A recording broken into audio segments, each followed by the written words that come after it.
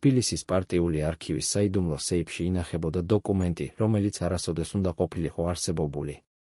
პროტოკოლი 1922 წლის ნოემბრის 12 რიცხვის შეხვედრისას, სადაც აღწერილია ის, რასაც სტალინი თავად უწოდებდა საქართველოს საქმეს, როგორ დაამსხვრიეს ფილიპე მახარაძე, როგორ გაათავისუფლეს თანამდებობიდან და როგორ აიძულეს დუმილი შეენარჩუნებინა იმ ადამიანმა, რომელმაც თითქმის 10 წლის განმავლობაში მართა საქართველო. მაგრამ რაც ყველაზე საინტერესოა, ამ დოკუმენტში აღწერილია სერგო ორჯონიკიძის მხრიდან ფიზიკური ძალადობის ფაქტი, რომელსაც თვითმხილველების შეურაცხყოფად უწოდებენ. ვინ იყო ეს თვითმხილველები და რატომ დუმდნენ 10 წლეულების განმავლობაში? რა იდო ნამდვილად მოხდა იმ ნოემბრის ღამეს, როდესაც ორი უძლიერესი ადამიანი შეჯახდა ერთმანეთს?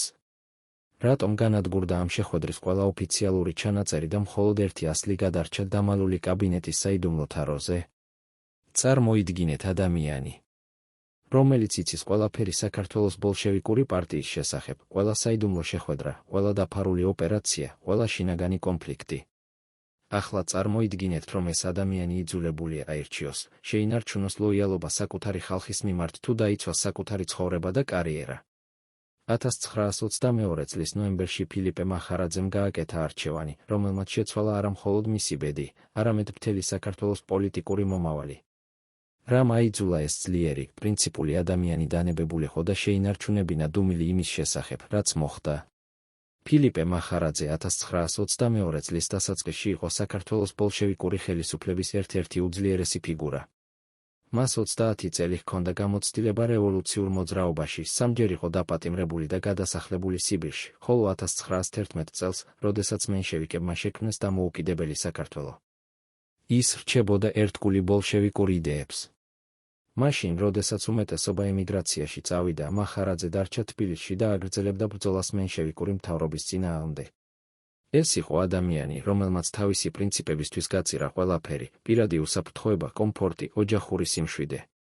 როდესაც 1921 წელს წითელმა არმიამ შემოიჭრა საქართველოში და დაამხო მენშევიკური მთავრობა, მახარაძე გახდა ახალი ხელისუფლების ერთ-ერთი უმთავრესი არქიტექტორი. მას არ ჰქონდა ის ფორმალური თანამდებობები, რომლებიც ჰქონდა ორჯონიკიძეს ან სხვა მოსკოველ წარმომადგენლებს, მაგრამ მის გავლენას ადგილობრივ პარტიულ ორგანიზაციებში არავინ უარყოფდა. მახარაძე იყო ის ადამიანი, ვისთანაც ირჩევდნენ, როდესაც საჭირო იყო გაეგოთ ქართული რეალობა, ვისთანაც მიდიოდნენ რჩევისთვის, ვისაც უსმენდნენ, როდესაც საქმე შეეხებოდა ეროვნულ საკითხებს. ეს იყო მისი ძალა და სწორედ ეს ძალა გახდა შემდეგ მისი სისუსტე. მაგრამ ის, რაც ყველაზე მნიშვნელოვანი იყო მახარაძისთვის, არ იყო პირადი ხელისუფლება ან თანამდებობა.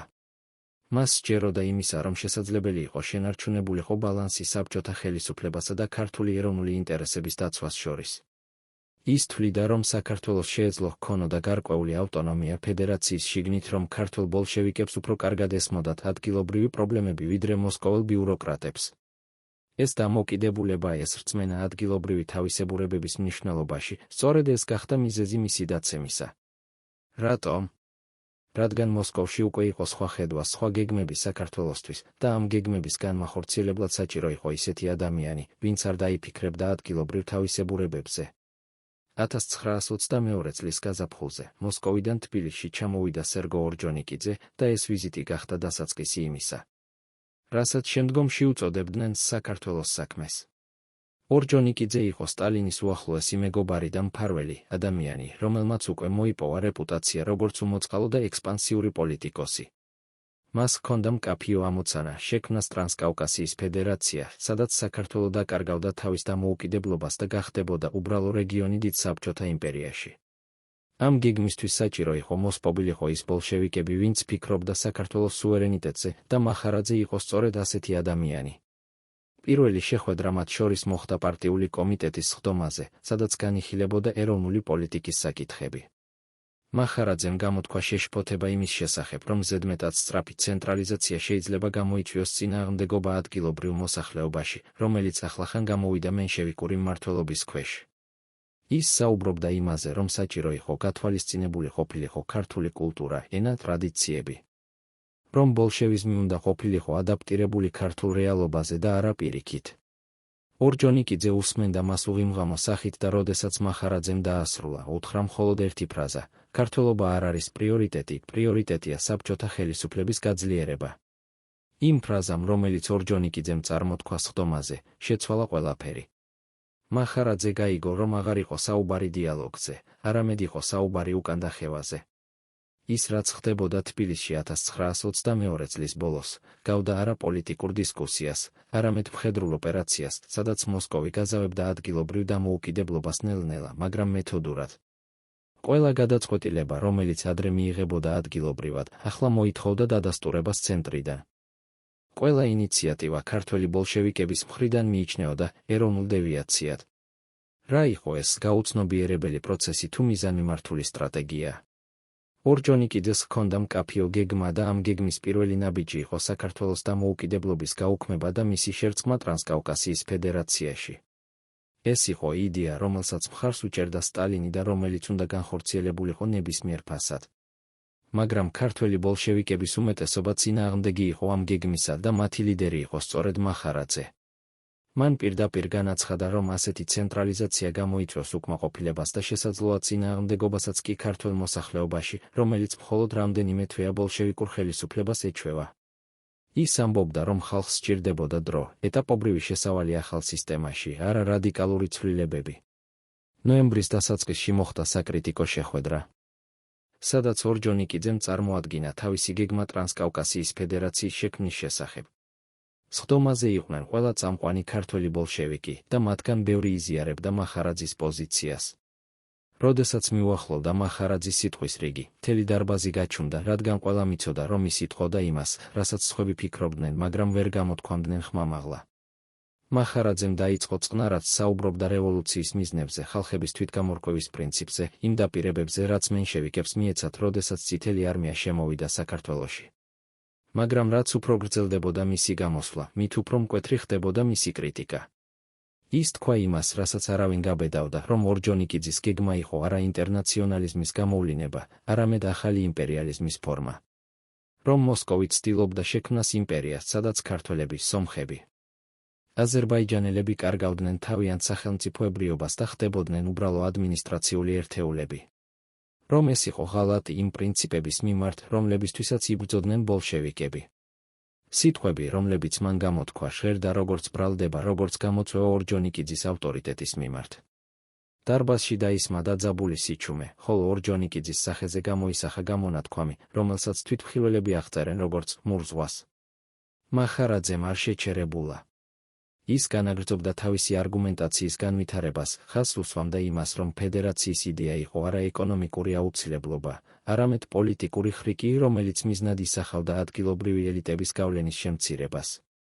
ის საუბრობდა იმაზე, რომ საქართველოს ჰქონდა საკუთარი ისტორია, კულტურა, ეკონომიკა, რომელიც განსხვავდებოდა სომხეთისგან და აზერბაიჯანისგან და რომ ამ განსხვავებების იგნორირება გამოიწვევდა პრობლემებს მომავალში. მან დაასრულა თავისი გამოსვლა კითხვით, რომელიც მიმართული იყო თვით ორჯონიკიძეს, ხომ არ ვიმეორებთ იმპერიალისტურ პოლიტიკას, რომელსაც ბრძოლა გვპირდებოდა, ეს იყო პირდაპირი გამოწვევა და ყველამ იცოდა, რომ პასუხი არ იქნებოდა მშვიდობიანი. ორჯონიკიძე წამოდგა ნელა, თითქოს ზედმეტ ენერგიას აგროვებდა თავის პასუხისთვის. მისი ხმა იყო წყნარი, თითქმის ჩურჩულის მსგავსი, მაგრამ სიტყვები ისე რბოდა მისი პირიდან, რომ თითოეულ მათგანში იგრძნობოდა საფრთხე. ის თქვა, რომ მახარაძე აღრევს პრინციპებს ემოციებთან, ეროვნულ ამბიციებს პარტიულ ინტერესებთან. რომ ის, ვინც საუბრობს ეროვნული თავისებურებების შენარჩუნებაზე, წინამდვილეში ეწინააღმდეგება პროლეტარიატის ინტერნაციონალურ ერთობას. რომ მახარაძის პოზიცია არის დევიაცია, რომელიც საშიშროა მთელი საბჭოთა პროექტისთვის. ამ სიტყვებით ის არა მხოლოდ უარყოფდა მახარაძის არგუმენტებს, არამედ აცხადებდა მას როგორც მტერს, როგორც ბურჟუაზიულ ნაციონალისტს. სწორედ იმ ნოემბრის შუა რიცხვებში დაიგეგმა შეხვედრა, რომელიც შევიდა ისტორიაში როგორც შეურაცხყოფის საღამო. ეს იყო დახურული შეხვედრა პარტიულ კაბინეტში, სადაც მხოლოდ რამდენიმე ადამიანი იყო დაშვებული. ოფიციალურად შეხვედრის მიზანი იყო განხილული ყოფილიყო ტრანსკავკასიის ფედერაციის ტექნიკური დეტალები, მაგრამ რეალურად ორჯონიკიძე აპირებდა საბოლოო ხერხს მოეხადა მახარაძისა და მისი მომხრეების წინააღმდეგ. იმ საღამოს, რაც მოხდა, სცდებოდა ყველა პოლიტიკური ბრძოლის ჩვეულ ფარგლებს და გადავიდა პირად შეურაცხყოფაში, რომელსაც მახარაძე არასოდეს დაივიწყებდა. შეხვედრა დაიწყო დაახლოებით საღამოს 3 საათზე და გაგრძელდა გვიან ღამემდე. თვითმხილველების მიხედვით, ატმოსფერო ფართო დაძაბული იყო თავიდანვე, რადგან ყველამ იცოდა, რომ ეს იყო არა დისკუსია, არამედ საბოლოო გადაწყვეტილების მიღების სხდომა. ორჯონიკიძე მოითხოვდა, რომ ქართველმა ბოლშევიკებმა ხელი მოეწერათ დოკუმენტზე, რომლითაც ისინი უჭერდნენ მხარს ფედერაციის შექმნას და ცნობდნენ საქართველოს დამოუკიდებლობის პრაქტიკული აზრის არარსებობას. ეს იყო დოკუმენტი, რომელიც ნიშნავდა მათ პოლიტიკურ თვითმკვლელობას, ნებაყოფლობით მათი პოზიციების დანებებას. მახარაძემ უარი თქვა ხელმოწერაზე და განუმარტა ორჯონიკიძეს, რომ ასეთი დოკუმენტი იყო ღალატი ქართველი ხალხის მიმართ, რომელიც ელოდა დაპირებული ავტონომიის განხორციელებას. ის ამბობდა, რომ ბოლშევიკების ძალა იმაში იყო, რომ ისინი ასრულებდნენ დაპირებებს და არ აბუჩად აქცევდნენ მათ პირველივე სირთულეზე. რომ თუ ისინი ახლა უარყვნენ ქართული სახელმწიფოებრიობის იდეას, მაშინ რითი განსხვავდებოდნენ მენშევიკებისგან, რომლებსაც ასევე ადანაშაულებდნენ დაპირებების დარღვევაში. ეს იყო არა მხოლოდ პოლიტიკური პოზიცია, არამედ მორალური დამოკიდებულება, რომელიც ეფუძნებოდა პრინციპებს და არა კონიუნქტურას. ორჯონიკიძე მოусმინა მას მთელი თავისი სიმაღლით მდგომარე, ხელები ზურგის უკან შეკრული. თითქოს თავისი რისხვის შეკავება ცდილობდა. როდესაც მახარაძემ დაასრულა, ორჯონიკიძე გადადგა მის მიმართულებით და თქვა რამდენიმე სიტყვა, რომელიც დღემდე იხსენებენ ისტორიკოსები როგორც განსაკუთრებით შეურაცხმყოფელს. შენ ფიქრობ, რომ ხარ პრინციპული, მაგრამ სინამდვილეში უბრალოდ ხარ შეშინებული კარგავ ძალაუფლებას, რომელიც თითქმის არასოდეს გქონია. ეს იყო არა მხოლოდ პოლიტიკური კრიტიკა, არამედ პირადი შეურაცხყოფა, რომელიც მიზნად ისახავდა მახარაძის დამცირებას დამსწრეთა თვალწინ. მაგრამ ეს იყო მხოლოდ დასაწყისი. ორჯონიკიძემ განაგრძო თავისი ტირადა და თითოეული სიტყვა იყო უფრო სასტიკი წინაზე. ის ამბობდა, რომ მახარაძე იყო პროვინციული ბოლშევიკი, რომელსაც არ ესმოდა დიდი პოლიტიკა, რომ ის ცდილობდა გაეკეთებინა საკუთარი მცირე სამეფო საქართველოში და ამიტომ ეწინააღმდეგებოდა ფედერაციას. რომ მისი საუბრები ეროვნული თავისებურებების შესახებ იყო მხოლოდ ფარდა თავისი ამბიციების დასაფარად. რომ ის, ვინც იყო ხელმძღვანელი სიბირში რამდენიმე წელიწადში, ახლა აპირებდა ლექციების კითხვას მათთვის, ვინც იყო სტალინთან და ლენინთან კავშირში ბოლო 20 წლის განმავლობაში. ეს იყო არა დისკუსია, არამედ ვერბალური დამცირება, რომელიც გრძელდებოდა რამდენიმე წუთის განმავლობაში. დამსწრეებიდან ვინმე ცდილობდა ჩაერია და შეემსუბუქებინა დაძაბულობა, მაგრამ ორჯონიკიძე არ აჩერებულა. მან უთხრა მახარაძეს, რომ თუ ის არ დაეთანხმებოდა დოკუმენტის ხელმოწერას, მაშინ დაკარგავდა ყველა თავის თანამდებობას და პოლიტიკურ გავლენას. რომ ის მოეხსნებოდა ყველა პასუხისმგებლობიდან და გადაიყვანდნენ რომელიმე ჩვეულებრივ საქმეზე, სადაც მისი აზრი არ ექნებოდა მნიშვნელობა. რომ თუ ის ჯიუტად დარჩებოდა თავის პოზიციაზე, მაშინ მიიჩნევდნენ მტრად, ბურჟუაზიულ ნაციონალისტად, რომელიც ზიანს აყენებს საბჭოთა სახელმწიფოს. ეს იყო ღია მუქარა, რომელიც არ იხვეწებოდა სიმბოლურ პოლიტიკურ ენაში. არამედ წარმოთქმული იყო პირდაპირ და ხმამაღლა. როდესაც მუქარა არ აღმოჩნდა ეფექტური და მახარაძე კვლავ უარს ამბობდა ხელმოწერაზე, მოხდა რამ, რასაც თვითმხილველები აღწერენ როგორც სრულმოულოდნელობას. ორჯონიკიძე უეცრად გადაადგა მახარაძეს მხრისა და სწორედ ამ მომენტში განსხვავდება ვერსიები. ზოგიერთი თვითმხილველი ამბობს, რომ ორჯონიკიძემ ფიზიკურად შეეხო მახარაძეს და ძალიან უხეშად გადაუგდო საბუთები, თითქოს მას აღარ სცნობდა როგორც კოლეგას და თანასწორს. სხვები საუბრობენ იმაზე, რომ ორჯონიკიძემ ფაქტობრივად მიაყენა დარტყმა მახარაძეს მხარზე, რაც იყო უბრალოდ შეურაცხყოფა, არა ფიზიკური ზიანი. მესამე ჯგუფი თვითმხილველთა ამტკიცებს, რომ რაღაც უფრო სერიოზული მოხდა, რომელზეც საუბარი აკრძალული იყო. მეორე დღეს რა მოხდა იმ შეხვედრაზე, გადაიქცა საიდუმლოდ, რომელსაც განსაკუთრებული სიფრთხილით იცავდნენ. პარტიულ ხელმძღვანელობას უკვე მიეღო ინსტრუქციები მოსკოვიდან, რომ არანაირი ინფორმაცია არ უნდა გავრცელებულიყო იმის შესახებ, თუ რა მოხდა მახარაძესა და ორჯონიკიძეს შორის.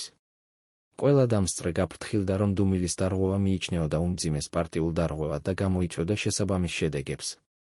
ეს იყო დასაწყისი იმისა, რასაც ისტორიკოსები უწოდებენ საქართველოს საქმის დამალვას სისტემატურ ცდას, რომ წაშლილიყო ნებისმიერი კვალი იმის შესახებ, რა ნამდვილად მოხდა. მახარაძე ოფიციალურად დაკარგა თავისი თანამდებობები რამდენიმე დღეში. პირველ რიგში მოახსნეს როგორც პარტკომის მდივნის მოადგილეს, შემდეგ როგორც რევოლუციური კომიტეტის წევრს და ბოლოს როგორც ყველა სხვა მნიშვნელოვანი თანამდებობიდან, რომელიც მას ჰქონდა ქართული პარტიული ორგანიზაციის შიგნით. ოფიციალური მიზეზი იყო ჯანმრთელობის პრობლემების და პირადი სურვილი დაისვენოს რთული სამუშაოს შემდეგ. მაგრამ ყველამ იცოდა რა იყო ნამდვილი მიზეზი, ის უარს ამბობდა დაეთანხმებინა ორჯონიკიძის გეგმებს და გადაიხადა ამისთვის თავისი კარიერით. ის რაც ყველაზე სასტიკი იყო. არ იყო თანამდებობების დაკარგვა, არამედ იზოლაცია, რომელშიც მოექცა მახარაძე. მისი ყოფილი კოლეგები, ადამიანები, რომლებთანაც ერთად იბრძოდა წლების განმავლობაში, აცილებდნენ მას ქუჩაში, ვერ პასუხობდნენ მის მიმართვებს, თითქოს ის გახდა უხილავი. ეს იყო ის ატმოსფერო, რომელიც იქმნებოდა იმ დროს საბჭოთა პოლიტიკაში, თუ ადამიანი ვარდებოდა დისგრაციაში, მაშინ ყველა, ვინც ჰქონდა კავშირი მასთან, თავისი კავშირის დამალვას ცდილობდა. მახარაძის გარშემო შეიქმნა ვაკუუმი, სადაც ის დარჩა თითქმის მარტო, მხოლოდ რამდენიმე ერთგული მეგობრის მხარდაჭერით. მას გადასცემდნენ შეტყობინებებს მოსკოვიდან, სადაც სტალინი თვითონ გამოთქვამდა უკმაყოფილებას მათთან, ვინც აფერხებდა ფედერაციის პროცესს. ამ შეტყობინებებში არ იყო პირდაპირი მუქარა, მაგრამ ყველას ესმოდა მათი მნიშვნელობა. თუ მახარაძე განაგრძობდა წინააღმდეგობას, შედეგები იქნებოდა გაცილებით უარესი თანამდებობების დაკარგვაზე. ეს იყო დრო, როდესაც საბჭოთა სისტემა მხოლოდ იწყებდა თავისი რეპრესიული მანქანის შექმნას, მაგრამ მახარაძე უკვე გრძნობდა იმ ზეწოლას, რომელიც მოგვიანებით გახდებოდა ნორმა. რამდენიმე კვირის განმავლობაში მახარაძე ცდილობდა შეენარჩუნებინა ღირსება და არ გამოვლენილიყო სისუსტე. ის საუბრობდა მეგობრებთან, განმარტავდა თავის პოზიციას, ცდილობდა დაერწმუნებინა ისინი, რომ მისი წინააღმდეგობა იყო მართებული. მაგრამ ყოველი დღით მისი გარშემოწრე იკვეცებოდა, მეგობრები მცირდებოდნენ, მომხრეები ქრებოდნენ. ერთ დღეს მას ეწვია ერთ-ერთი ძველი ამხანაგი და განუმარტა, რომ ის იძულებული იყო შეეწყვიტა კავშირი მასთან, თორემ თავად მოექცეოდა საფრთხეში. ეს იყო სინამდვილე, რომელშიც ცხოვრობდნენ ბოლშევიკები იმ დროს, სოლიდარობა მთავრდებოდა იქ, სადაც იწყებოდა პირადი საფრთხე. რას ფიქრობდით იმ მომენტში, როდესაც იხილავდით თქვენს ყოფილ მეგობრებს, რომლებიც გადიოდნენ ქუჩის მეორე მხარეს, რომ არ შეგხვედრონ? როგორ იგრძნობდით, როდესაც ადამიანები, რომლებთანაც ერთად იბრძოლეთ რევოლუციისთვის, ახლა გაცილებდნენ როგორც უცხოს? მახარაძე განიცდიდა არა მხოლოდ პოლიტიკურ მარცხს, არამედ პირად ტრაგედიას, ხვდებოდა, რომ ის მოძრაობა, რომლისთვისაც გაწირა ცხოვრება, ახლა თავად აპირებდა მის გაწირვას. 1922 წლის დეკემბრის დასაწყისში ტრანსკავკასიის ფედერაციის შექმნა ოფიციალურად გამოცხადდა. საქართველომ დაკარგა თავისი დამოუკიდებლობა და გახდა ფედერაციის ნაწილი, ისევე როგორც სომხეთი და აზერბაიჯანი. ამ გამოცხადების დროს მახარაძე არ იყო დამსწრე, არც მასზე საუბრობდნენ, თითქოს ის არასოდეს არსებულიყო. ის იყო უკვე წარსული, გარიცხული ადამიანი, რომლის სახელიც აღარ ფიგურირებდა არც ერთ ოფიციალურ დოკუმენტში. ამ სიჩუმით, ამ გარიცხვით ორჯონიკიძემ მიაღწია თავის მიზანს, აღარ იყო არავინ, ვინც გაბედავდა ეწინააღმდეგა მას საქართველოში. მაგრამ ეს სიჩუმე არ იყო სრული. საიდუმლო პარტიულ არქივში რჩებოდა დოკუმენტები, რომლებიც აღწერდნენ იმას, რაც ნამდვილად მოხდა. რჩებოდა თვითმხილველები, რომლებიც ინახავდნენ მოგონებებს იმ საღამოს შესახებ, როდესაც ორჯონიკიძემ დაამცირა მახარაძე. რჩებოდა ის შიში, რომელიც გრძნობდნენ ყველა ქართველი ბოლშევიკები, რომლებმაც იხილეს, თუ რა ხდება მათთან, ვინც ბედავს ეწინააღმდეგოს მოსკოვს. რა იყო ეს გაფრთხილება მომავალი თაობებისთვის თუ სისტემის ბუნების გამჟღავნება? მეორე ნაწილი წარმოიდგინეთ ადამიანი, რომელიც 30 წლის განმავლობაში იყო პოლიტიკური ბრძოლების ცენტრში, რომელსაც ესმოდა ყველა საიდუმლო, იცნობდა ყველა გავლენიან ფიგურას და უეცრად აღმოჩნდება სრულ იზოლაციაში. 1923 წლის დასაწყისში მახარაძე ცხოვრობდა სწორედ ამ რეალობაში, ის რჩებოდა თბილისში, მაგრამ იყო თითქოს უხილავი პოლიტიკური სცენისთვის. მას აღარ იწვევდნენ შეხვედრებზე, აღარ ითხოვდნენ მის აზრს, აღარ ითვალისწინებდნენ მის არსებობას. ეს იყო არა უბრალოდ თანამდებობების დაკარგვა, არამედ სოციალური სიკვდილი, რომელიც ზოგჯერ უფრო მტკივნეულია ფიზიკურ სიკვდილზე. როგორ ცხოვრობს ადამიანი, რომელიც იცის, რომ მისი გამოცდილება, ცოდნა, იდეები აღარავის სჭირდება? როგორ აგრძელებს ბრძოლას, როდესაც ყველა კარი დახურულია მის წინაშე? მახარაძის ოჯახი ცხოვრობდა მცირე ბინაში თბილისის ძველ უბანში, შორს იმ სახლებისგან, სადაც ცხოვრობდნენ ახალი პარტიული ელიტა. მისი ცოლი ხედავდა, როგორ იცვლებოდა მისი მეუღლე, ის ხდებოდა უფრო დახურული, უფრო ჩაფიქრებული, უფრო მარტოსული. ზოგჯერ ის საათობით იჯდა თავის სამუშაო მაგიდასთან და წერდა ჩანაწერებს, რომლებიც არასოდეს გამოქვეყნდებოდა, ანალიზებდა მოვლენებს, რომლებზეც აღარ ჰქონდა გავლენა. ეს იყო მისი გზა გადარჩენისა, წერა, ფიქრი, ანალიზი, თითქოს ამით ინარჩუნებდა კავშირს იმ სამყაროსთან, საიდანაც გარიცხეს. მაგრამ ყოველი ჩანაწერი, ყოველი ანალიზი იყო ასევე მტკივნეული შეხსენება იმისა, რაც დაკარგა. პარტიული ორგანიზაცია აგრძელებდა მის დაკვირვებას. თუმცა ოფიციალურად ის აღარ იყო საშიში. სპეციალური ადამიანები აკონტროლებდნენ, ვისთან ხვდებოდა, რას საუბრობდა, რას წერდა. ეს იყო ის ატმოსფერო, რომელიც ხდებოდა ნორმა საბჭოთა სისტემაში, თუნდაც დამარცხებული მოწინააღმდეგე რჩებოდა პოტენციურ საფრთხედ, რომელიც საჭიროებდა მუდმივ კონტროლს. მახარაძე იცოდა ამის შესახებ, გრძნობდა ამ უხილავ თვალებს, რომლებიც მისდევდნენ მის ყოველ ნაბიჯს. ეს ცოდნა აძლიერებდა მის იზოლაციის გრძნობას, ის იყო არა მხოლოდ გარიცხული, არამედ ეჭვმიტანილი, პოტენციური მტერი. რამდენიმე ძველი მეგობარი, რომლებიც ჯერ კიდევ ინარჩუნებდნენ კავშირს მასთან, საუბრობდნენ იმაზე, თუ როგორ იცვლებოდა პოლიტიკური კლიმატი საქართველოში. ტრანსკავკასიის ფედერაციის შექმნის შემდეგ დაიწყო სისტემატური კამპანია ადგილობრივი კადრების ჩანაცვლებისა მოსკოველი წარმომადგენლებით. ყველა მნიშვნელოვან თანამდებობაზე ინიშნებოდნენ ადამიანები, რომლებსაც არ ჰქონდათ კავშირი ქართულ რეალობასთან. არ ესმოდათ ადგილობრივი პრობლემები, მაგრამ იყვნენ ერთგული მოსკოვის ხაზის მიმართ. ეს იყო სწორედ ის, რისი შიშიც ჰქონდა მახარაძეს, საქართველო კარგავდა არა მხოლოდ ფორმალურ დამოუკიდებლობას, არამედ თავის ხმას, თავის იდენტობას პოლიტიკურ სისტემაში. ერთ-ერთ საღამოს 1923 წლის გაზაფხულზე მახარაძეს ეწვია ადამიანი, რომელიც წარმოადგენდა თავს როგორც ახალგაზრდა პარტიელს, რომელსაც სურდა ისწავლა ძველი ბოლშევიკების გამოცდილებიდან. ისინი საუბრობდნენ რამდენიმე საათის განმავლობაში და ამ საუბრის დროს მახარაძემ გამოთქვა თავისი შეხედულებები იმის შესახებ, თუ რა ხდებოდა საქართველოში. ის საუბრობდა იმაზე, რომ ცენტრალიზაცია მიდიოდა ზედმეტად სწრაფად, რომ იგნორირდებოდა ადგილობრივი თავისებურებები, რომ ხალხში იზრდებოდა უკმაყოფილება. მეორე დღეს ეს საუბარი აღმოჩნდა პარტიულ ანგარიშში, სადაც მახარაძეს ადანაშაულებდნენ ანტისაბჭოთა პროპაგანდის გავრცელებაში. ეს იყო გაფრთხილება, თუნდაც პირად საუბარში. ის რჩებოდა დაკვირვების ქვეშ. ამ ინციდენტის შემდეგ მახარაძე გახდა კიდევ უფრო ფრთხილი. ის თითქმის შეწყვიტა პოლიტიკურ თემებზე საუბარი, თუნდაც უახლოეს ადამიანებთან. მისი ცხოვრება გადაიქცა არსებობად ჩრდილში, სადაც ის ცდილობდა არ მიეპყრო ყურადღება, არ გამოეწვია ახალი პრობლემები. მაგრამ ეს დუმილი იყო არა შიშის გამო, არამედ გათვლილი სტრატეგია, ის ელოდა დროს, როდესაც შესაძლებელი იქნებოდა კვლავ ესაუბრა, როდესაც პოლიტიკური კლიმატი შეიცვლებოდა.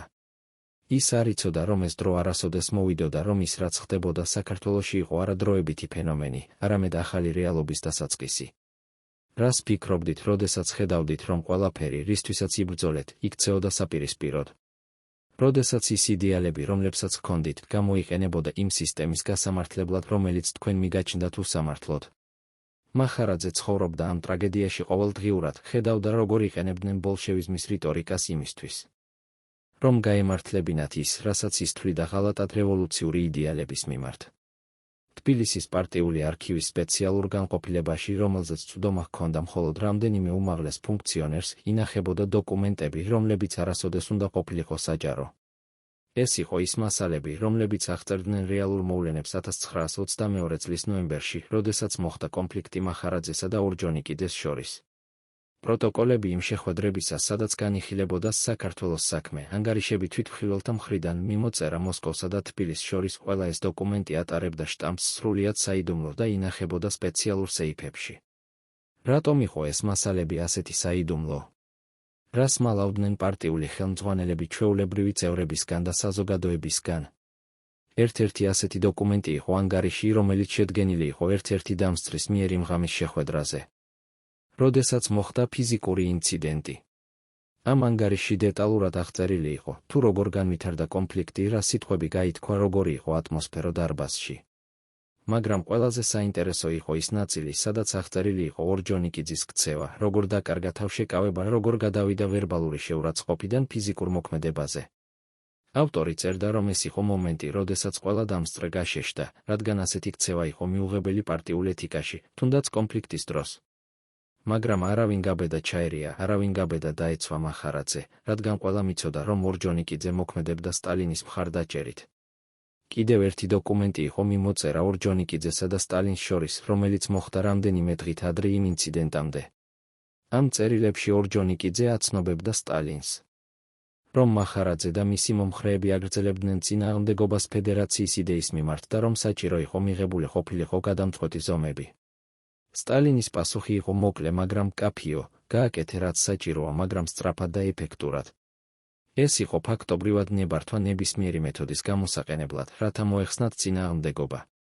ამ დოკუმენტიდან ნათელი ხდებოდა, რომ ის რაც მოხდა იმ ნოემბრის ღამეს, არ იყო ორჯონიკიძის პირადი ემოციური რეაქცია, არამედ გათვლილი ქმედება, რომელსაც ჰქონდა მოსკოვის კურთხევა. მესამე ტიპის დოკუმენტები იყო ანგარიშები იმის შესახებ, თუ როგორ რეაგირებდნენ ქართველი ბოლშევიკები მახარაძის დამცირებაზე. ამ ანგარიშებში აღწერილი იყო, რომ ბევრი მათგანი იყო შოკირებული და გაბრაზებული, მაგრამ არავინ გაბედა ღიად გამოეხატა პროტესტი. ზოგიერთი მათგანი ცდილობდა ორგანიზებული ყოფილიყო რაიმე ფორმით კოლექტიური მიმართვა მოსკოვისკენ. მაგრამ ეს მცდელობები სწრაფად ჩახშობოდა. პარტიული უშიშროების ორგანოები აკონტროლებდნენ ყველა შეხვედრას, ყველა საუბარს და ნებისმიერი მცდელობა ორგანიზებული წინააღმდეგობისა მიიჩნეოდა როგორც ანტიპარტიული საქმიანობა. ეს დოკუმენტები აჩვენებდნენ, თუ როგორ მუშაობდა რეპრესიული მანქანა, არა მხოლოდ ფიზიკური ძალადობით, არამედ შიშის ატმოსფეროს შექმნით, რომელიც აფერხებდა ნებისმიერ წინააღმდეგობას. ყველაზე საინტერესო იყო დოკუმენტები, რომლებიც ეხებოდა იმას, თუ როგორ იქნებოდა ოფიციალური ვერსია მოვლენებისა. სპეციალური კომისია შეიქმნა, რომელმაც უნდა მოამზადა ტექსტი, რომელიც ახსნიდა მახარაძის თანამდებობებიდან გათავისუფლებას. ამ ტექსტში არ იყო არანაირი მინიშნება კონფლიქტზე ორჯონიკიძესთან, არანაირი ხსენება იმ დისკუსიებისა, რომლებიც წინ უძღოდა ამ გადაწყვეტილებას. ყველაფერი იყო წარმოდგენილი როგორც მახარაძის პირადი გადაწყვეტილება, რომელიც გამოწვეული იყო ჯანმრთელობის პრობლემებით და სურვილით დაეთმოდრო ოჯახს.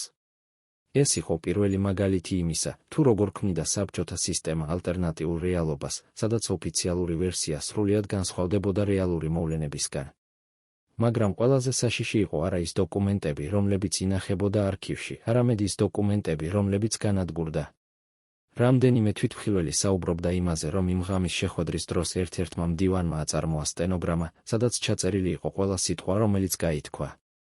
ეს სტენოგრამა უნდა ყოფილიყო ოფიციალური ჩანაწერი შეხვედრისა, მაგრამ ის არასოდეს მოხვდა არქივში. ზოგიერთი წყარო ამბობს, რომ ორჯონიკიძემ პირადად უბრძანა მდივანს განიადგურებინა ეს ჩანაწერი, რადგან ის შეიცავდა ზედმეტად კომპრომეტირებულ მასალას. სხვები ამტკიცებენ, რომ სტენოგრამა გაიგზავნა მოსკოვში და იქ მოათავსეს სტალინის პირად არქივში, სადაც ის რჩებოდა მიუწვდომელი ყველასთვის. ასევე განადგურდა ფოტომასალები იმ შეხვედრებისას, სადაც მახარაძე და ორჯონიკიძე ერთად გამოჩნდნენ. პარტიულ გაზეთებში, სადაც ადრე ხშირად იბეჭდებოდა მახარაძის სახელი და ფოტო, ახლა ის გაქრა, თითქოს არასოდეს არსებულიყო. ეს იყო პრაქტიკა, რომელიც მოგვიანებით გახდებოდა ნორმა საბჭოთა სისტემაში. დისკრაციაში ჩავარდნილი ადამიანები იშლებოდნენ არა მხოლოდ პოლიტიკური ცხოვრებიდან, არამედ ისტორიიდან, ფოტოებიდან, დოკუმენტებიდან. მახარაძე გახდა ერთ-ერთი პირველი მსხვერპლი ამ პრაქტიკისა, რომელიც მიზნად ისახავდა არა მხოლოდ ადამიანის დამარცხებას, არამედ მისი არსებობის თვითფაქტის წაშლას. რატომ იყო ეს ასე მნიშვნელოვანი? რადგან თუ არ არსებობს დოკუმენტები, მაშინ არ არსებობს მტკიცებულება. თუ არ არსებობს მტკიცებულება, მაშინ არ არსებობს ბრალდება. ეს იყო ლოგიკა, რომელსაც მისდევდნენ ორჯონიკიძე და მისი ადამიანები, განადგურე ყველა კვალი იმისა, რაც მოხდა. და შემდეგ შექმენი ახალი ნარატივი, რომელიც შენთვის მოსახერხებელია. მაგრამ ისინი ვერ გაითვალისწინეს ერთ რამეს, რომ ადამიანების მეხსიერება არ იშლება ისე ადვილად, როგორც დოკუმენტები, რომ თვითმხილველები ინახავენ ჭეშმარიტებას თავიანთ გონებაში, თუნდაც ვერ გამოთქვან მას ხმამაღლა. 1924 წელი იყო წელი, როდესაც საქართველოში საბოლოოდ დამკვიდრდა ახალი წესრიგი.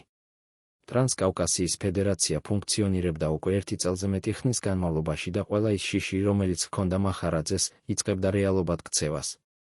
ქართული ენა კარგავდა თავის პოზიციებს ადმინისტრაციაში, ადგილობრივი კადრები იცვლებოდნენ მოსკოველი ფუნქციონერებით, ეკონომიკური გადაწყვეტილებები მიიღებოდა ბაქოში ან მოსკოვში, არა თბილისში. ის რაც ადრე იყო დამოუკიდებელი რესპუბლიკა, ახლა იყო უბრალოდ ადმინისტრაციული ერთეული დიდ ფედერაციაში. მახარაძე ხედავდა ამ ყველაფერს და გრძნობდა, რომ მისი წინააღმდეგობა იყო მართებული. მაგრამ ამ ცოდნამ არ მოუტანა ნუგეში, პირიქით ის აძლიერებდა მის ტრაგედიის გრძნობას. ორჯონიკიძე ამ დროს იყო თავისი კარიერის მწვერვალზე. ის იყო არა მხოლოდ ტრანსკავკასიის ფაქტობრივი მმართველი, არამედ ერთ-ერთი უძლიერესი ფიგურა მთელ საბჭოთა სისტემაში.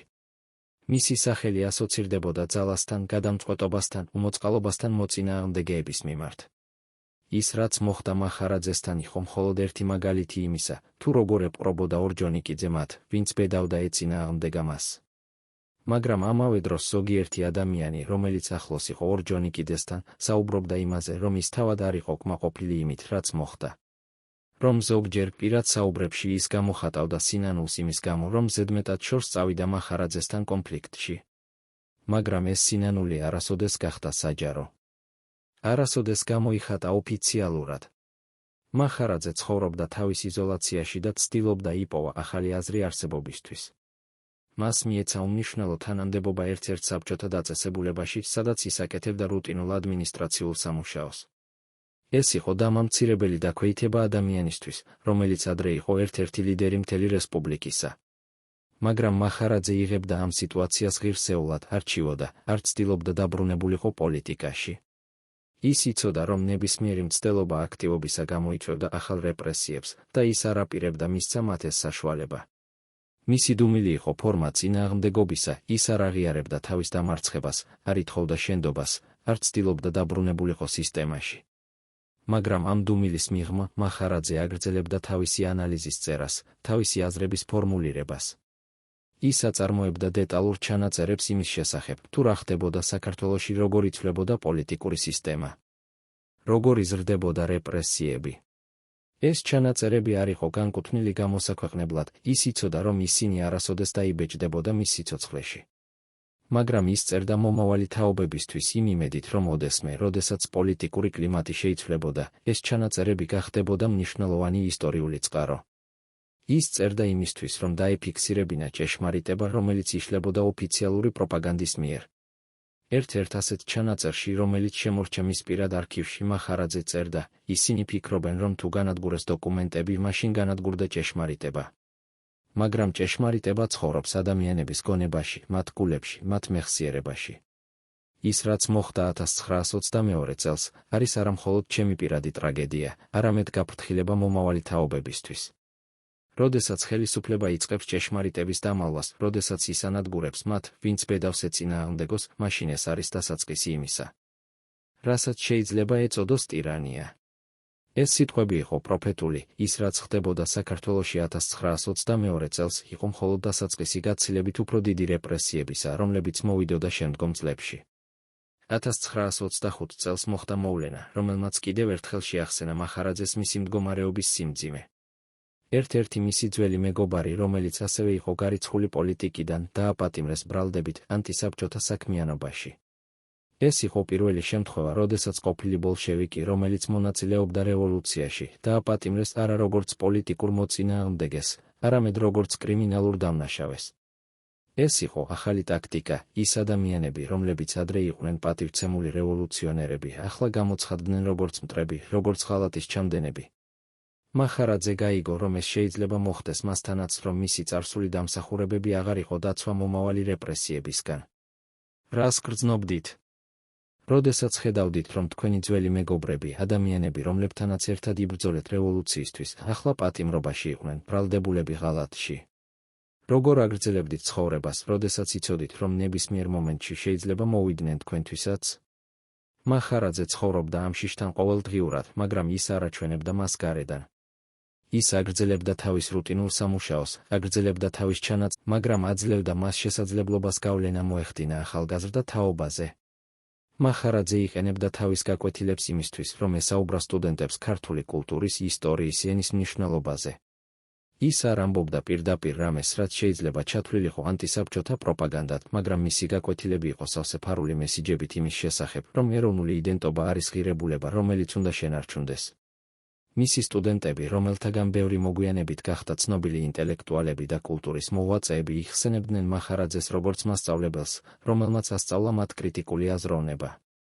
ის არ ამბობდა მათ, რომ ეჭქვეშ დაეყენებინათ საბჭოთა სისტემა, მაგრამ ასწავლიდა მათ, რომ ყოველთვის ეკითხათ კითხვები, ყოველთვის ეძებათ ჭეშმარიტება, ყოველთვის ეფიქრათ დამოუკიდებლად.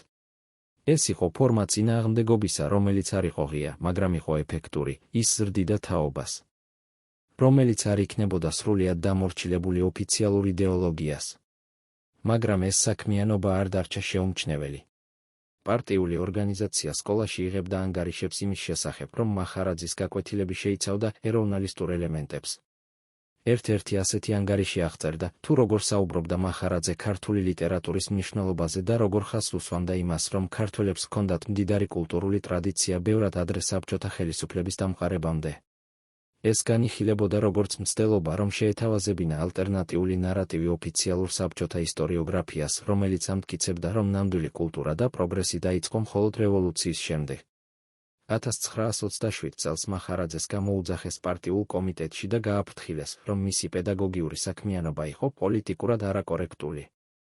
მას უთხრეს, რომ თუ ის გააგრძელებდა ასეთ მიდგომას, მაშინ დაკარგავდა თანამდებობას როგორც მასწავლებელი და შესაძლოა წაიყვანათ უფრო სერიოზულ პასუხისგებაში. ეს იყო კიდევ ერთი გაფრთხილება, კიდევ ერთი მცდელობა, რომ დაესუსტებინათ მისი გავლენა. მახარაძემ მოისმინა ეს გაფრთხილება და დაპირდა, რომ იქნებოდა უფრო ფრთხილი, მაგრამ სინამდვილეში ის არ შეცვალა თავისი მიდგომა, ის მხოლოდ გახდა უფრო ფინეზიანი, უფრო ირიბი თავის მესიჯებში. ამავე დროს ორჯონიკიძე აგრძელებდა თავისი კარიერის აღმავლობას. ის გახდა ერთ-ერთი უძლიერესი ფიგურა საბჭოთა ხელისუფლებაში, პასუხისმგებელი მძიმე ინდუსტრიის განვითარებაზე. მისი სახელი ასოცირდებოდა ინდუსტრიალიზაციასთან, ეკონომიკურ წარმატებასთან, საბჭოთა სახელმწიფოს ძალის გაძლიერებასთან. მაგრამ ამავე დროს ის რჩებოდა ადამიანად, რომელიც არ ივიწყებდა თავის მოწინააღმდეგეებს. ზოგიერთი წყარო ამბობს, რომ ორჯონიკიძე პერიოდულად იღებდა ინფორმაციას მახარაძის შესახებ, აკონტროლებდა მის საქმიანობას, თითქოს ელოდა რომელიმე შეცდომას, რომელიც გაამართლებდა ახალ რეპრესიებს. 1928 წელს დაიწყო ის პერიოდი, რომელსაც ისტორიკოსები უწოდებენ დიდი შეტევის დასაწყის, მასობრივი კოლექტივიზაცია, ინდუსტრიალიზაცია, კულტურული რევოლუცია. ეს იყო დრო, როდესაც საბჭოთა სისტემა ცდილობდა სრულად გადაეკეთებინა საზოგადოება, განიადგურებინა ძველი წესრიგი და შექმნა ახალი. მახარაძე ხედავდა, თუ როგორ აისახებოდა ეს პროცესები საქართველოზე, როგორ ანადგურებდნენ ტრადიციულ სოფლებს, როგორ აიძულებდნენ გლეხებს შესულიყვნენ კოლექტიურ მეურნეობებში, როგორ რეპრესირებდნენ ინტელიგენციას, რომელიც ცდილობდა შეენარჩუნებინა ეროვნული კულტურა. ყველა ის შიში, რომელიც ჰქონდა მას 6 წლის წინ, ახლა ხდებოდა რეალობა. ერთ-ერთ საღამოს 1928 წლის ზამთარში მახარაძეს ეწვია ერთ-ერთი ძველი ამხანაგი, რომელიც მუშაობდა პარტიულ აპარატში. ეს ადამიანი მოვიდა არა ოფიციალურად, არამედ როგორც მეგობარი, რომელსაც სურდა გააფრთხილებინა მახარაძე. მან უთხრა, რომ პარტიულ ხელმძღვანელობაში იყო დისკუსიები იმის შესახებ, რომ მახარაძე და სხვა ყოფილი ოპოზიციონერები წარმოადგენდნენ პოტენციურ საფრთხეს, რომ ისინი შეიძლება გამოეყენებინათ როგორც ხალხის მტრები მიმდინარე კამპანიებში. ეს იყო გაფრთხილება, რომ მახარაძე იყო საფრთხეში, რომ ის შეიძლება გახდეს მსხვერპლი ახალი რეპრესიული ტალღისა. რას იზამდით, თუ გეცოდინებოდათ, რომ თქვენი დაპატიმრება იყო მხოლოდ დროის საკითხი? რომ ნებისმიერ მომენტში შეიძლება მოვიდნენ და წაგიყვანდნენ, ბრალდებულს გახდიდნენ დანაშაულში, რომელიც არასოდეს ჩაგიდენიათ. მახარაძე ცხოვრობდა ამ ცოდნით, მაგრამ ის არ გაურბოდა, არ ცდილობდა დამალულიყო. ის აგრძელებდა თავის სამუშაოს, აგრძელებდა თავის ჩანაწერების წერას, აგრძელებდა იმედის შენარჩუნებას. ეს იყო მისი ფორმა წინააღმდეგობისა, არ დანებდა, არ შეშინდებოდა, არ დაივიწყებდა იმას, რისთვისაც იბრძოდა. მესამე ნაწილი წარმოიდგინეთ ქალაქის, სადაც ყოველღამე ისმის ავტომობილების ხმა, რომლებიც ჩერდებიან სხვადასხვა სახლების წინ და დილით ადამიანები აღმოაჩენენ, რომ მათი მეზობლები, კოლეგები, მეგობრები გაქრნენ. 1929 წელს თბილისი ცხოვრობდა სწორედ ამ კოშმარში, როდესაც დაიწყო ის, რასაც ისტორიკოსები უწოდებენ დიდ ტერორს. ეს იყო დრო, როდესაც რეპრესიები, რომლებიც ადრე იყო შერჩევითი და მიმართული კონკრეტული პოლიტიკური მოწინააღმდეგეების წინააღმდეგ, გახდა მასობრივი და თითქმის შემთხვევითი. ყოველდღიურად ასობით ადამიანი აპატიმრებდნენ, ათასობით ოჯახი რჩებოდა გაუგებრობაში, მილიონობით ადამიანი ცხოვრობდა მუდმივ შიშში. რატომ მოხდა ეს? ვინ იყო პასუხისმგებელი ამ ტრაგედიაზე? და რა როლი ითამაშა ორჯონიკიძე ამ მოვლენებში? მახარაძე ხედავდა, თუ როგორ ვითარდებოდა ეს პროცესი. პირველ რიგში დააპატიმრეს ის ადამიანები, რომლებიც ადრე იყვნენ მენშევიკები ან სხვა ოპოზიციური პარტიების წევრები. შემდეგ მოვიდა რიგი იმ ბოლშევიკებისა, რომლებიც ოდესმე გამოხატავდნენ უთანხმოებას ოფიციალურ ხაზთან. მესამე ტალღა შეეხო ინტელიგენციას, მწერლებს, მხატვრებს, მეცნიერებს, რომლებიც ითვლებოდნენ ბურჟუაზიულ სპეციალისტებად. მეოთხე ტალღა იყო უკვე თითქმის შემთხვევითი, აპატიმრებდნენ ადამიანებს მხოლოდ იმიტომ, რომ ისინი იყვნენ ვიღაცის ნათესავები, მეგობრები, კოლეგები. სისტემა ქმნიდა ატმოსფეროს, სადაც ყველა იყო ეჭვმიტანილი, ყველა იყო პოტენციური მტერი. ერთ დილას, 1929 წლის ივლისში, მახარაძეს ეწვივნენ. სამი ადამიანი სახელმწიფო უშიშროების ორგანოებიდან შემოვიდა მის ბინაში და განაცხადა, რომ ის დაკავებული იყო ბრალდებით ანტისაბჭოთა ტროცკისტული ორგანიზაციის წევრობაში. ეს იყო აბსურდული ბრალდება. მახარაძე არასოდეს ყოფილა ტროცკისტი, არასოდეს ჰქონია კავშირი ტროცკისთან ან მის მომხრეებთან. მაგრამ ამ დროს ბრალდებები არ საჭიროებდა რეალურ საფუძველს, ისინი იყო უბრალოდ ინსტრუმენტი, რომლითაც სისტემა ანადგურებდა იმ ადამიანებს, რომლებიც მას არ სჭირდებოდა ან რომლებიც წარმოადგენდა პოტენციურ საფრთხეს. მახარაძის ცოლი ცდილობდა გაერკვია, რა იყო ბრალდება, მაგრამ მას უთხრეს მხოლოდ ის, რომ ყველაფერი გაირკვეოდა გამოძიების დროს. მახარაძე წაიყვანეს თბილისის ციხეში, სადაც ის გაატარა შემდეგი 8 თვე. ეს იყო დრო, რომელიც შეიძლება აღწერილი იყოს როგორც ფიზიკური და ფსიქოლოგიური წამება. გამომძიებლები მოითხოვდნენ, რომ მან აღიარა თავისი მონაწილეობა ანტისაბჭოთა ორგანიზაციაში და ესახელებინა თანამზრახველები აღიარა კავშირები უცხოურ დაზვერვასთან. როდესაც ის უარს ამბობდა, იყენებდნენ სხვადასხვა მეთოდებს, ძილის აკრძალვას, ხანგრძლივ დაკითხვებს, მუქარებს მისი ოჯახის მიმართ. ეს იყო სისტემა, რომელიც მიზნად ისახავდა არა ჭეშმარიტების გამოვლენას, არამედ ადამიანის ნების დამსხვრევას, მისი აიძულებას ეთქვა ის, რაც სისტემას სჭირდებოდა. მაგრამ მახარაძე არ ნებდებოდა. მიუხედავად ყველა წნეხისა, მიუხედავად ფიზიკური და ფსიქოლოგიური ტანჯვისა, ის აგრძელებდა უარს ბრალდებების აღიარებაზე. ის ამბობდა გამომძიებლებს, რომ ის არასოდეს ყოფილა ტროცკისტი, არასოდეს მონაწილეობია ანტისაბჭოთა საქმიანობაში, რომ მთელი მისი ცხოვრება იყო ერთგული ბოლშევიკურ იდეებს. ეს წინააღმდეგობა აბრაზებდა გამომძიებლებს, რომლებსაც ჰქონდათ გეგმა, მათ სჭირდებოდათ აღიარებები, რათა შეექმნათ საქმე დიდი ანტისაბჭოთა ორგანიზაციის შესახებ საქართველოში. მახარაძე უნდა ყოფილიყო ერთ-ერთი მთავარი ფიგურა ამ საქმეში, მაგრამ მისი უარი აფერხებდა მთელ პროცესს. ამ დროს ორჯონიკიძე იყო მოსკოვში და მუშაობდა როგორც მძიმე ინდუსტრიის სახალხო კომისარი. ის იყო ერთ-ერთი უძლიერესი ადამიანი საბჭოთა ხელისუფლებაში, მაგრამ ამავე დროს ის იწყებდა კონფლიქტს სტალინთან რეპრესიების მასშტაბის გამო. ზოგიერთი ისტორიკოსი ამბობს, რომ ორჯონიკიძე ცდილობდა დაეცვა ზოგიერთი ადამიანი, რომელიც მუშაობდა მის სისტემაში, რომ ის აპროტესტებდა უსაფუძვლო დაპატიმრებებს. მაგრამ სხვები ამტკიცებენ, რომ ეს იყო მხოლოდ ცდა, რომ შეენარჩუნებინა თავისი ძალაუფლება და არა რეალური შეშფოთება რეპრესიების მსხვერპლთა ბედის გამო. რა იყო ჭეშმარიტება? ცდილობდა თუ არა ორჯონიკიძე შეენარჩუნებინა რაიმე ჰუმანურობა ამ სისტემაში, თუ ის უბრალოდ იცავდა საკუთარ ინტერესებს. 1927 წლის თებერვალში მოხდა რამ, რაც შეცვალა ყველაფერი. სერგო ორჯონიკიძე გარდაიცვალა თავის კაბინეტში მოსკოვში. ოფიციალური ვერსია იყო გულის შეტევა, მაგრამ ბევრი ადამიანი ამბობდა, რომ ეს იყო თვითმკვლელობა, რომ ორჯონიკიძემ ვერ აიტანა ის ზეწოლა, რომელსაც სტალინი ახდენდა მასზე, ვერ შეურიგდა იმ რეპრესიებს, რომლებიც ხდებოდა მის გარშემო. მესამე ვერსია იყო კიდევ უფრო ბნელი, რომ ორჯონიკიძე არ გარდაიცვალა ბუნებრივად, არამედ იყო აიძულებული დაესრულებინა ცხოვრება, რადგან ის გახდა უხერხული სტალინისთვის. რა იყო ჭეშმარიტება? რატომ გარდაიცვალა ადამიანი, რომელიც იყო ერთ-ერთი უძლიერესი ფიგურა საბჭოთა სისტემაში? როდესაც მახარაძემ გაიგო ორჯონიკიძის გარდაცვალების შესახებ, მისი რეაქცია იყო რთული.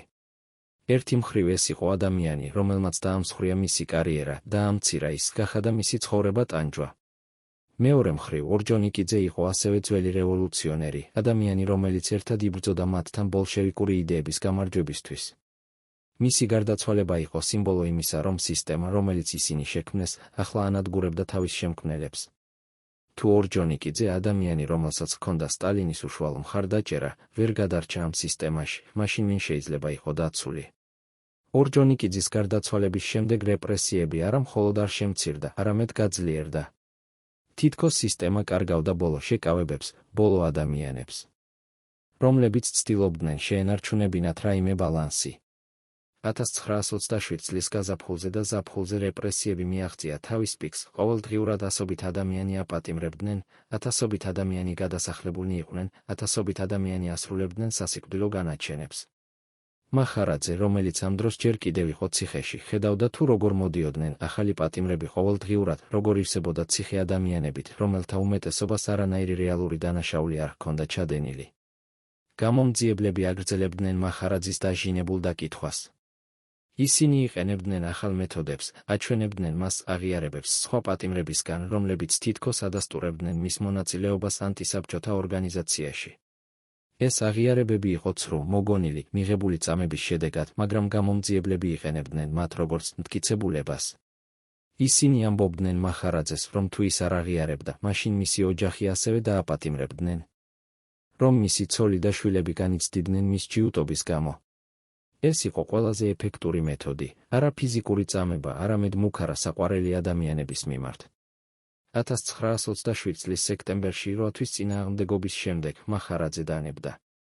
ის ხელს მოაწერა დოკუმენტს, სადაც აღიარებდა თავის მონაწილეობას ანტისაბჭოთა ტროცკისტულ ორგანიზაციაში, აღიარებდა კავშირებს უცხოურ დაზვერვასთან, აღიარებდა მზადებას დივერსიული აქტებისთვის.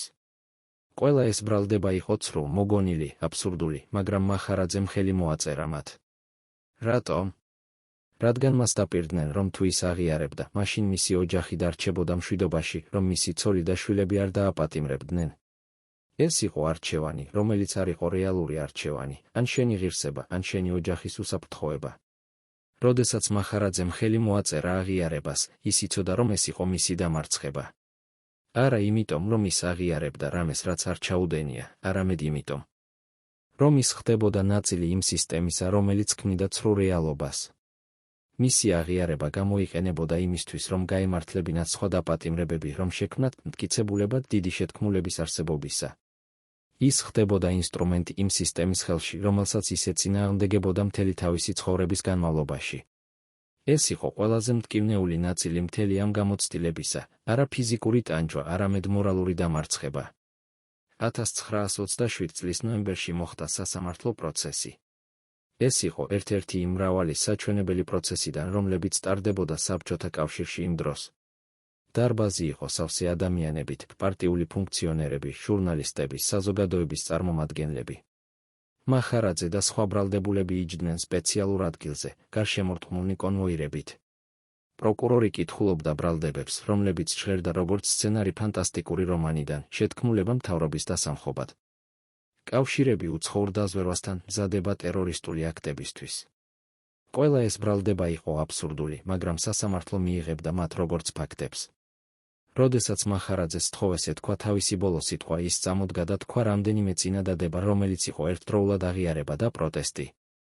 ის თქვა, რომ აღიარებდა თავის დანაშაულებს, მაგრამ ამავე დროს ხაზს უსვამდა, რომ მთელი მისი ცხოვრება იყო ერთგული რევოლუციური იდეებისადმი.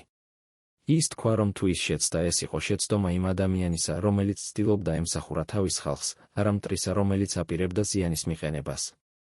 ეს სიტყვები იყო ფარული მესიჯი, ის ცდილობდა ეთქვა მათთვის, ვინც შეეძლო გაეგო, რომ მისი აღიარება იყო იძულებითი, რომ ის რჩებოდა ერთგული თავის პრინციპებისადმი. მაგრამ ამ მესიჯს ვერავინ გაიგო, ან ვერავინ გაბედა გაეგო. სასამართლომ გამოიტანა განაჩენი 10 წელი შრომითი ბანაკებში. ეს იყო შედარებით რბილი განაჩენი იმ დროისთვის, როდესაც უმეტესობა მსგავს საქმეებში იღებდა სასიკვდილო განაჩენს. ზოგიერთი ისტორიკოსი ამბობს, რომ ეს იყო იმის ნიშანი, რომ მახარაძე ჯერ კიდევ ჰქონდა გარკვეული დაცვა, რომ ვიღაც ზემოდან ცდილობდა მისი სიცოცხლის გადარჩენას. სხვები ამტკიცებენ, რომ ეს იყო უბრალოდ ტაქტიკა, სისტემა ინახავდა მახარაძეს როგორც პოტენციურ მოწმეს მომავალი პროცესებისთვის, როგორც ადამიანს, რომელიც შეიძლება კიდევ გამოეყენებინათ. რა იყო ჭეშმარიტება? რატომ გადარჩა მახარაძე, როდესაც ათასობით სხვა ადამიანი ასრულებდნენ?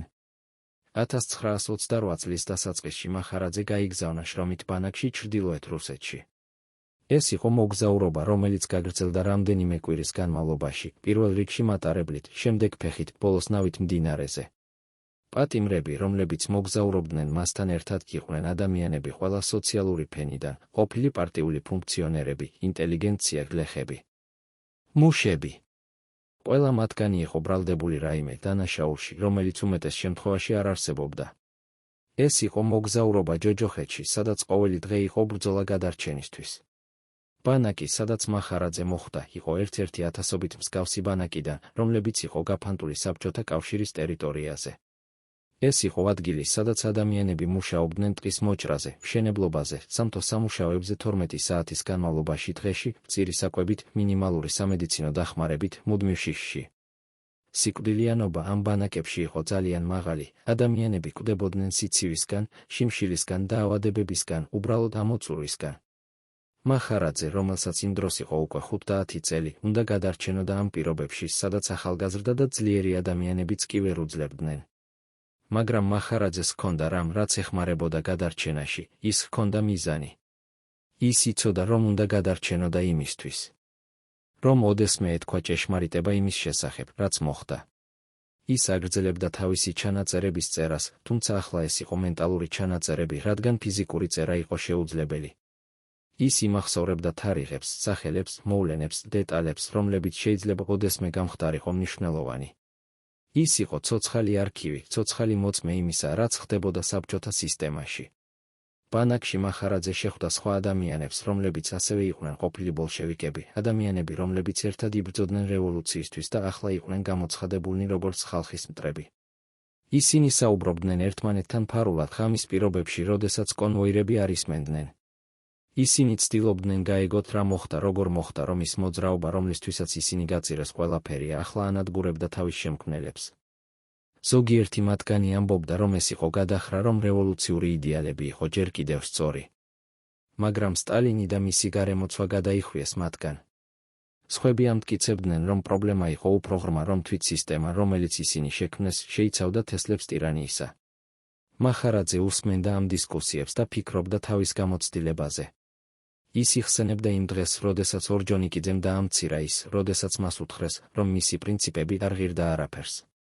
ის იხსენებდა, თუ როგორ იგნორირდა მისი გაფრთხილებები იმის შესახებ, რომ ზედმეტად სწრაფი ცენტრალიზაცია გამოიწვევდა პრობლემებს. ის იხსენებდა, თუ როგორ განადგურდა დოკუმენტები, რომლებიც შეიცავდა ჭეშმარიტებას.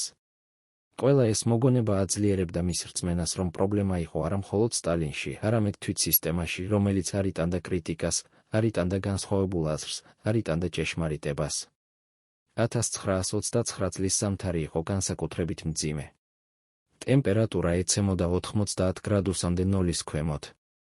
მაგრამ სამუშაო არ წყდებოდა. პატიმრები იძულებულნი იყვნენ მუშაობდნენ ამ პირობებში, ხშირად არასაკმარისი ტანსაცმლით, არასაკმარისი საკვებით. ყოველდღიურად ადამიანები კვდებოდნენ, ზოგი სიცივისგან, ზოგი ამოცურვისგან, ზოგი უბრალოდ იმიტომ, რომ კარგავდა ნებას ცხოვრებისთვის. მახარაძე ხედავდა ამ სიკვდილებს და ყოველჯერზე ფიქრობდა, რამდენ ხანს შეძლებდა ის თავად გადარჩენას. მაგრამ ის აგრძელებდა ბრძოლას, აგრძელებდა გადარჩენას, რადგან იცოდა, რომ მისი სიკვდილი იქნებოდა საბოლოო გამარჯვება იმ სისტემისა, რომელსაც ის ეწინააღმდეგებოდა. რას ფიქრობდით, როდესაც ხედავდით, რომ თქვენი მეგობრები, ადამიანები, რომლებთანაც ერთად იბრძოლეთ, ახლა კვდებოდნენ ერთი მეორის მიყოლებით ამ ჯოჯოხეთში? როგორ ინარჩუნებდით იმედს, როდესაც ყოველდღიურად ხედავდით სიკვდილს, ტანჯვას, უიმედობას? მახარაძე ინარჩუნებდა იმედს იმით, რომ ის აგრძელებდა რწმენას, რომ ჭეშმარიტება ოდესმე გამოვლინდებოდა. რომ ის რაც ხდებოდა არ იქნებოდა საბოლოო სიტყვა ისტორიაში. ეს რწმენა იყო მისი ძალა, მისი იარაღი წინააღმდეგობისთვის. 1934 წელს, 12 წლის შემდეგ მისი დაპატიმრებიდან მახარაძე გათავისუფლდა ბანაკიდან. ის იყო უკვე 62 წლის მოხუცი, ფიზიკურად ამოწურული, მაგრამ მენტალურად ჯერ კიდევ ძლიერი. ის დაბრუნდა თბილისში, სადაც აღმოაჩინა, რომ მისი ცოლი გარდაიცვალა რამდენიმე წლის წინ, რომ მისი შვილები იყვნენ გაფანტულნი სხვადასხვა ქალაქებში, რომ მისი ძველი ცხოვრება აღარ არსებობდა. ის იყო უცხო თავის საკუთარ ქალაქში, ადამიანი, რომელსაც არავინ იცნობდა, არავინ იხსენებდა, არავინ აინტერესებდა. მაგრამ მახარაძე არ დანებდა. ის დაიწყო მუშაობა თავისი მემუარების დაწერაზე, სადაც ცდილობდა აღეწერა ყველაფერი, რაც მოხდა, კონფლიქტი ორჯონიკიძესთან, რეპრესიები, ბანაკი, ყველა ის ჭეშმარიტება, რომელიც იყო დამალული ოფიციალური ისტორიოგრაფიისგან. ის წერდა ნელა, ფრთხილად. იცოდა, რომ ეს ჩანაწერები შეიძლება ოდესმე გახდეს საშიში მისთვის. მაგრამ ის თვლიდა, რომ ეს იყო მისი მოვალეობა, დაეფიქსირებინა ჭეშმარიტება მომავალი თაობებისთვის, რომლებმაც უნდა იცოდნენ რა ნამდვილად მოხდა. 1955 წელს, სტალინის გარდაცვალების შემდეგ, დაიწყო პერიოდი, რომელსაც უწოდებენ გალღობას.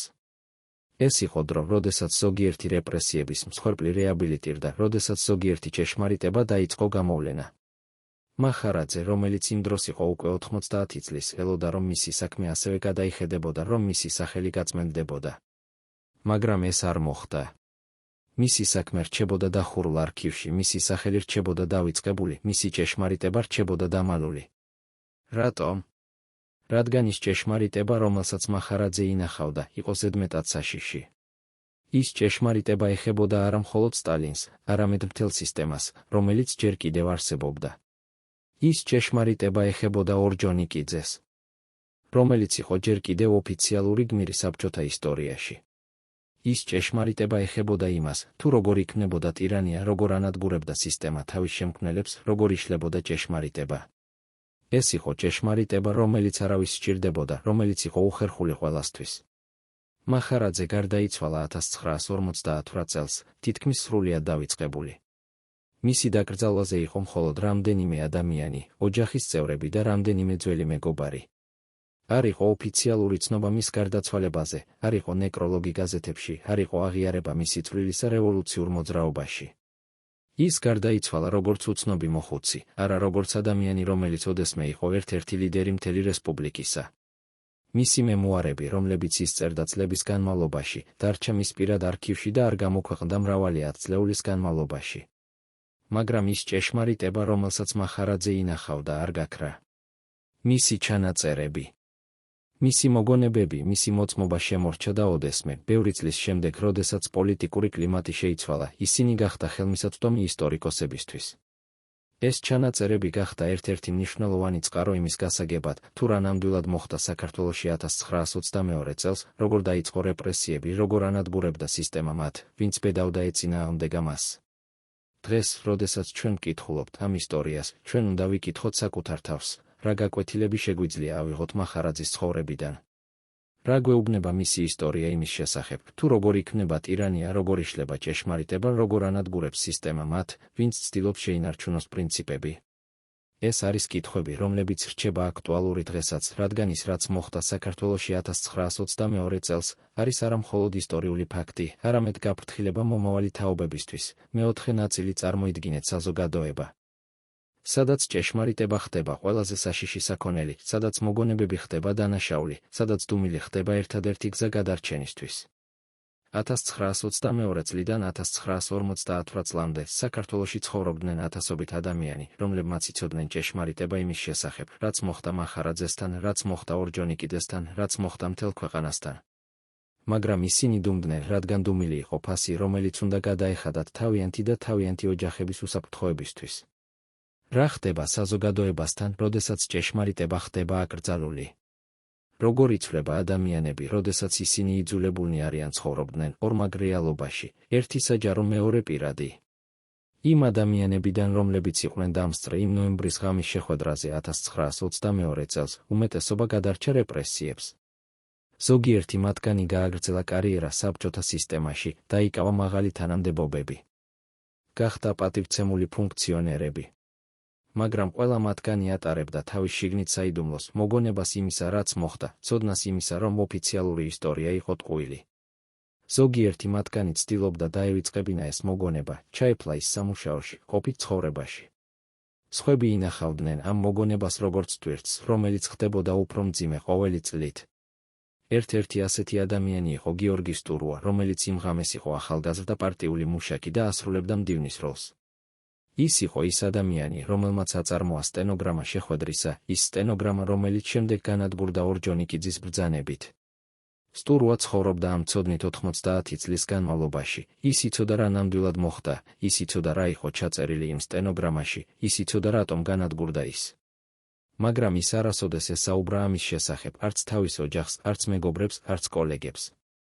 ის ატარებდა ამ საიდუმლოს როგორც ჯვარს, რომელიც ხდებოდა უფრო მძიმე ყოველი დღით.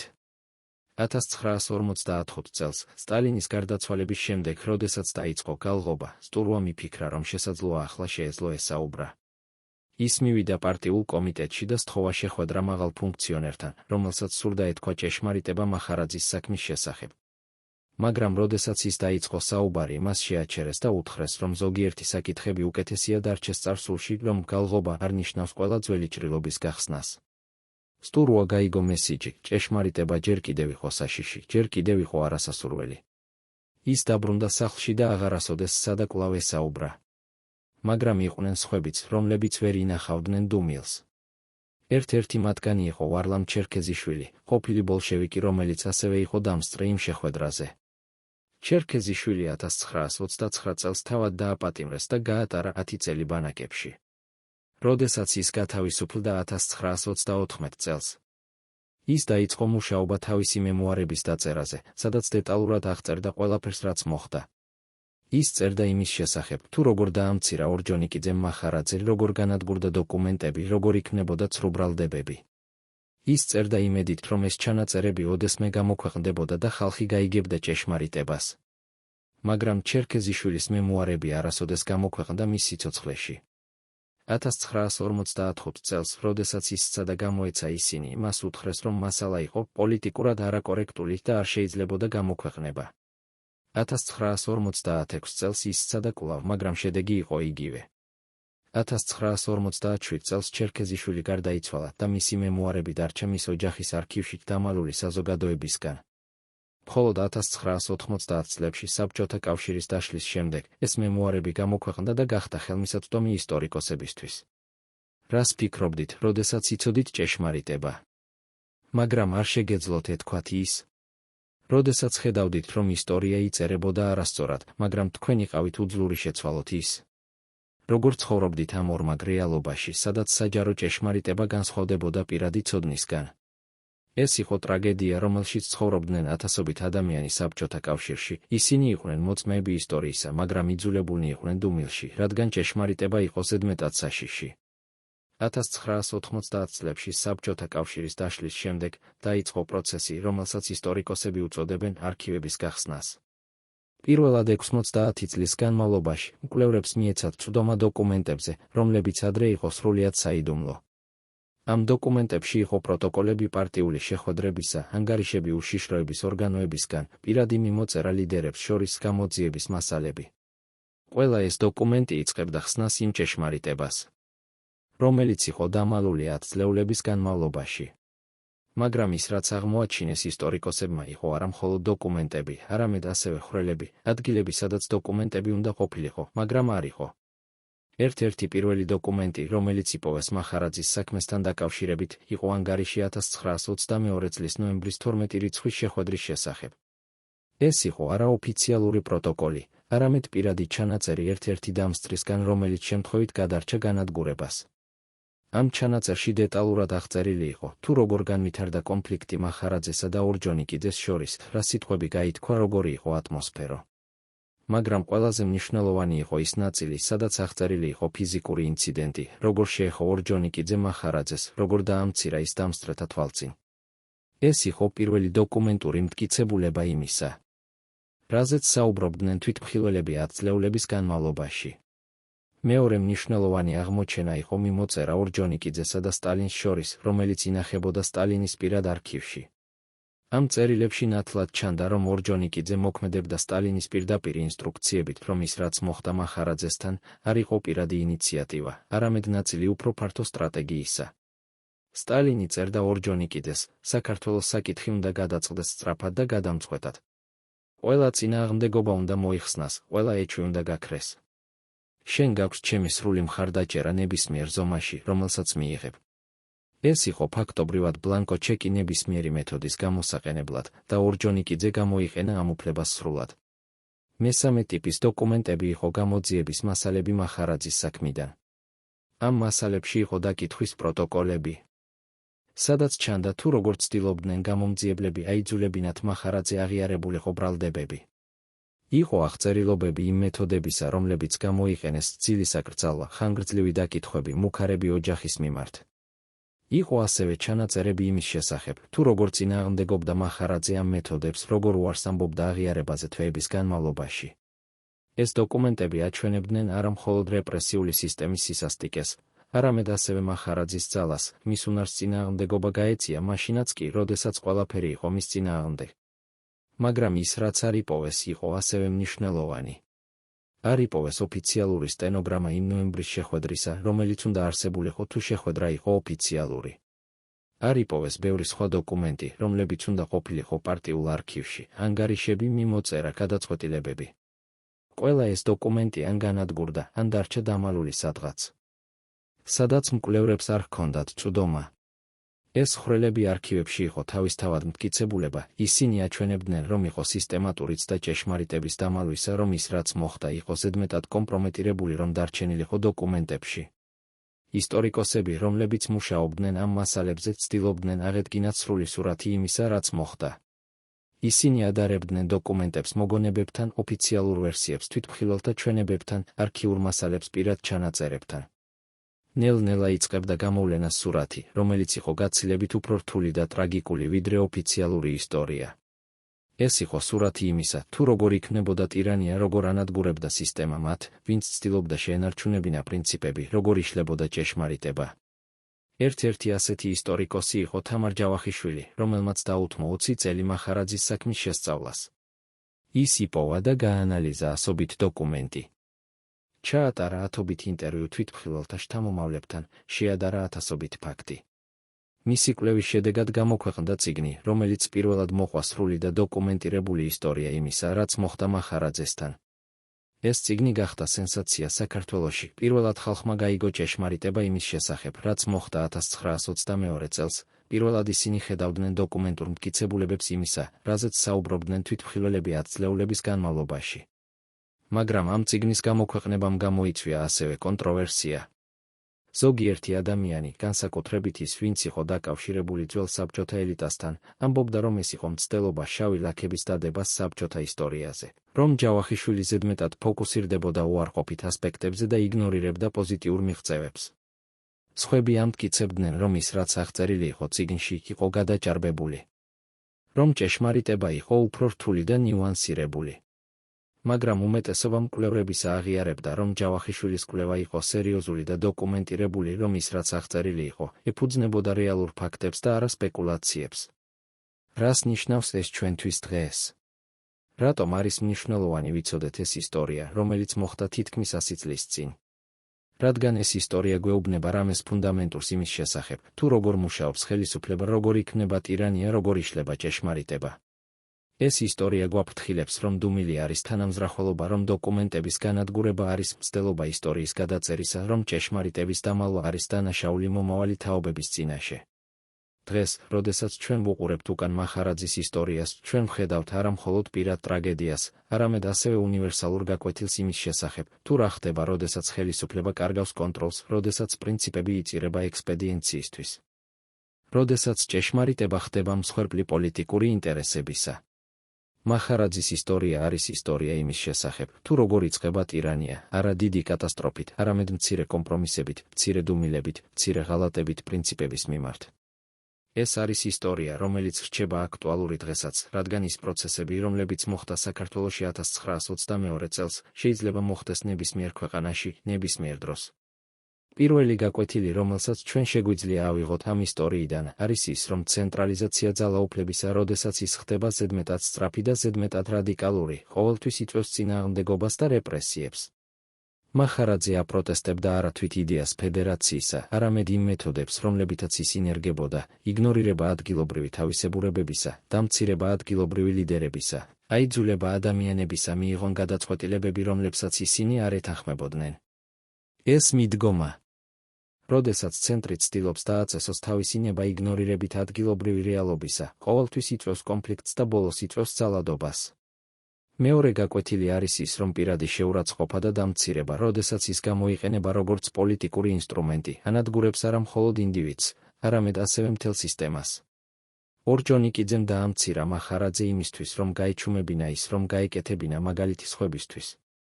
მაგრამ ამ მოქმედებამ არა მხოლოდ დაამსხვრია მახარაძე, არამედ ასევე გაგზავნა მესიჯი ყველა სხვა ადამიანისთვის, რომ პრინციპები არ ღირს არაფერს, რომ ერთგულება ხელისუფლებისადმი არის უფრო მნიშვნელოვანი ვიდრე ჭეშმარიტება, რომ ძალა არის ერთადერთი, რაც რეალურად მნიშვნელობა აქვს.